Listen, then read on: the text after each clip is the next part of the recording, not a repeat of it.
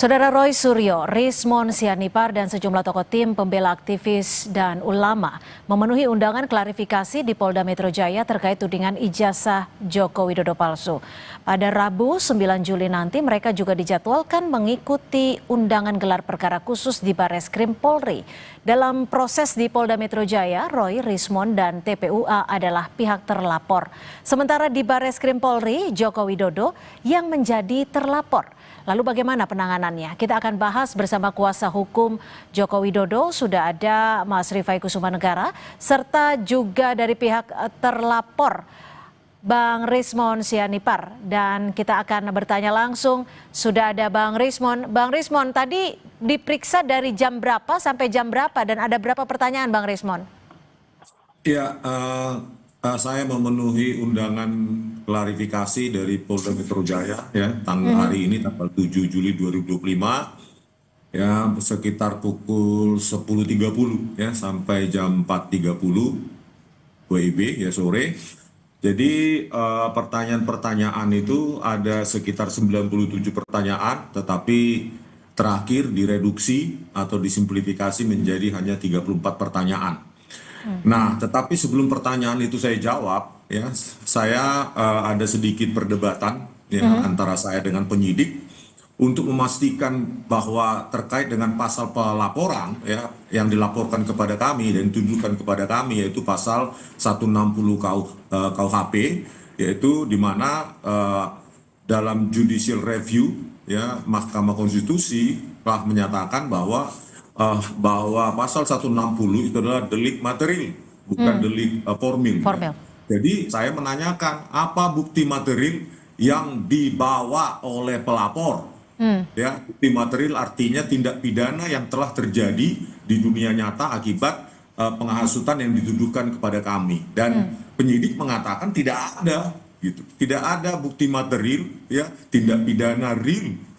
Misalnya keonaran, kegaduhan, atau apapun itu akibat penghasutan yang dituduhkan kepada kami. Terus ya saya menyatakan bahwa pasal 160 KUHP itu kenapa dipakai kepada kami. Ini semacam laporan-laporan pepesan kosong ya. Bagaimana ya pelapor itu dengan gampang melaporkan seseorang hanya melampirkan video-video.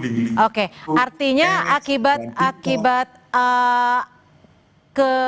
keberatan Anda ini yang membuat dari 90 sekian pertanyaan direduksi jadi 30 pertanyaan. Ini pertanyaannya yang 30 ini seputar apa? Ya bisa jadi itu menjadi hal yang mereduksi jumlah pertanyaan tersebut gitu. Terutama setelah kami berdebat di situ terus kami lanjutkan dilanjutkan oleh penyidik, yaitu terkait dengan atas otoritas siapa saya meneliti ijazah dan skripsi Joko Widodo, dan bagaimana saya mendapatkan lembar pengesahan skripsi tersebut, di foto di mana, dan siapa yang menyerahkan atas persetujuan UGM atau tidak, itu jelas sekali. Makanya saya meminta kepada Wakil Rektor UGM ya Profesor Wening ya, karena telah berjanji kepada kami untuk merilis video pertemuan tanggal 15 April 2025 yang lalu secara utuh atau memberikan kepada kami agar masyarakat dapat melihat apakah yang kami lakukan murni sebagai alumni yang dimana UGM adalah alma mater kami, atau kami di dalam itu mencoba untuk berargumentasi yang mengakibatkan penghasutan. Jadi UGM juga harus terbuka, video pertemuan 15 April itu harus dirilis. Gitu, Bu. 30 pertanyaan ini Anda bisa jawab semuanya? Ya, 34 pertanyaan ini sebenarnya sangat tidak relevan ya dengan penghasutan yang dituduhkan kepada kami, karena tidak ada bukti material yang disediakan oleh pelapor. Baik juga dengan video-video yang ditanyakan kepada kami terkait dengan pasal 28 ayat 2. Kami tidak ada berbicara tentang suku, ras, agama, warna kulit, ataupun hal-hal diskriminatif yang lain terhadap Pak Joko Widodo. Jadi memang pasal-pasal ini seolah-olah ingin menjaring kami ya, sehingga apapun kesalahan kami sekecil apapun ya nanti akan diinterpretasikan oleh ahli bahasa untuk untuk menersangkakan kami gitu. Oke, memangnya bukti material apa sih yang Bang Rismon harapkan bisa ditunjukkan ataupun dihadirkan oleh penyidik? Ya setidaknya bukti-bukti material, ada video atau berita yang terverifikasi online ataupun tidak online yang merupakan tindak pidana yang dituduh akibat dari penghasutan yang kami dituduhkan kepada kami. Itu tidak ada sama sekali untuk mengkonfirmasi. Tidak ada sama sekali bukti berita. Jawaban dari penyidik apa ketika tidak bisa dilampirkan bukti-bukti material ini? Yang pasti ya si pelapor ini 5 orang ini itu tidak menyediakan apapun, itu dicarikan polisi, dicarikan penyidik nanti atau sudah didapatkan katanya ya, tetapi ketika saya tanyakan ya tidak mau memberitahu. Tetapi hal yang pasti di sini betapa mudahnya seseorang melaporkan orang lain dengan tuduhan penghasutan, tetapi mereka yang melaporkan itu tidak menyediakan bukti materi ya tindak pidana akibat penghasutan tersebut, padahal Majelis konstitusi ya Mahkamah Konstitusi telah menyatakan bahwa delik itu adalah delik materi. Artinya si pelapor seharusnya menyediakan bukti materi dong. Akibat dari penghasutan yang dituduhkan kepada kami. Gitu. Bang Rismon, tapi gini, pada 1 Juli lalu Bang Roy Suryo CS kan juga menyebut bahwa menolak untuk hadir dalam klarifikasi. Lalu kenapa hari ini Bang Roy, Bang Rismon menyanggupi untuk hadir dalam klarifikasi?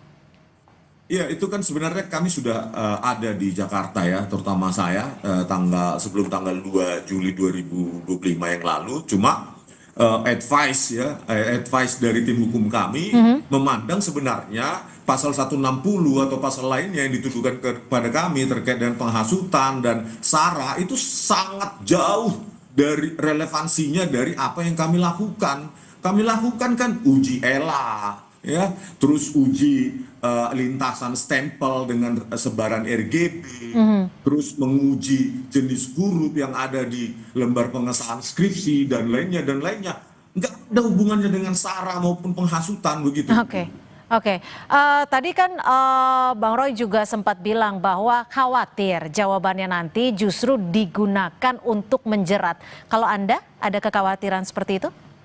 Ya sama halnya seperti itu. Ya takutnya jawaban kami nanti diinterpretasikan sesuai dengan keinginan menggunakan ahli-ahli bahasa. Padahal murni kami lakukan tanpa ada motivasi lain, apalagi untuk menghasut. Untuk apa kami menghasut?